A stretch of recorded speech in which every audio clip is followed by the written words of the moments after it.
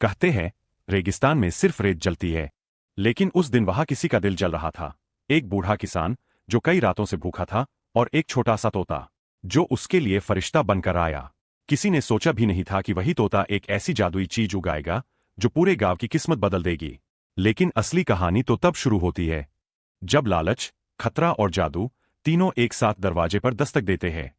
और सबसे बड़ा मोड़, शायद अगला दयालु इंसान आप ही हों। अगर आप में जरा सी भी इंसानियत बाकी है तो ये कहानी आपको आखिर तक बांध कर रखेगी।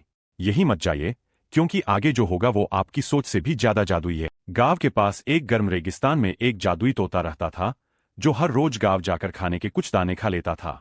उसी गांव में रामू नाम का एक बूढ़ा किसान अकेला रहता था। उसकी पत्नी और बच्चा एक हादसे में मर चुके थे, और अब उसकी उम्र और कमजोरी के कारण कोई उसे काम भी नहीं देता था, इसलिए वह अक्सर भूखा ही सो जाता था। एक दिन तोता उसके घर आया। रामू ने अपने हिस्से का थोड़ा सा दाना उसे दे दिया। तोते ने उसकी हालत देखी तो उसका दिल पिघल गया, और उसने ठान लिया कि इस बूढ़े की जिंदगी बदलनी ही होगी। वह रेगिस्तान में गया, अपने जादुई बीज से एक पेड़ उगाया जिस पर सोना, हीरे और मोती लगे हुए थे। उसने एक पोटली भरकर रामू के दरवाजे पर रख दी। सुबह रामू ने पोटली खोली और रोते हुए भगवान का शुक्रिया करने लगा। तभी उसे मन ही मन एक दिव्य आवाज सुनाई दी, धन्यवाद मेरा नहीं, उस छोटे तोते का करो।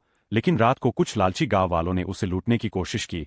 तभी तोते ने अपनी जादुई रोशनी से उन्हें डराकर भगा दिया। अगले दिन रामू ने तोते को छाती से लगाकर कहा, तू मेरा फरिश्ता है। और हवा में फिर वही आवाज गूंजी, अगर सच में शुक्रिया करना चाहते हो तो इस तोते के लिए एक लाइक और सब्सक्राइब कर देना।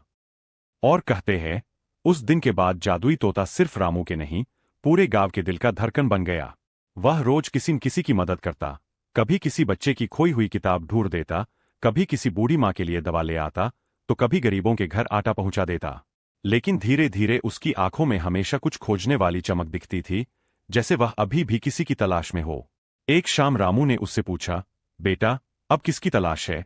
तोता आसमान की तरफ देखता हुआ मुस्कुराया और बोला, दयालु लोग अब भी मौजूद है। मैं उन्हें ढूंढ रहा हूं, ताकि उन्हें भी वही खुशियां दे सकूं जो मैंने तुम्हें दी। हवा में धीमी सी जादुई धुन बहने लगी, और उसकी आवाज दूर तक फैल गई, क्या पता अगला दयालु इंसान तुम ही हो। हाँ, तुम जो अभी ये कहानी सुन रहे हो, तुम्हारे दिल में भी वही रोशनी है। जैसे ही उसकी बात गांव की गलियों में गूंजी, लोगों के चेहरे खिल उठे, बच्चों ने तालियां बजाईं, और आसमान में नीली चमक फैल गई। तोता फिर बोला, भी दयालु है तो अपनी उपस्थिति जताओ, अपनी आवाज सुनाओ। एक छोटा सा लाइक, एक प्यारा सा कमेंट और सब्सक्राइब का इशारा बता देगा कि दुनिया में भलाई अभी जिंदा है। रामू हंस पड़ा, सुन लिया ना, जादू तभी चलता है जब अच्छे लोग साथ आते हैं। और जैसे ही तोता पंख फैलाकर उड़ा, हवा में उसका आखिरी वाक्य गूंजता गया, जो दिल से नेक हो उन्हें जादू हमेशा ढूंढ लेता है।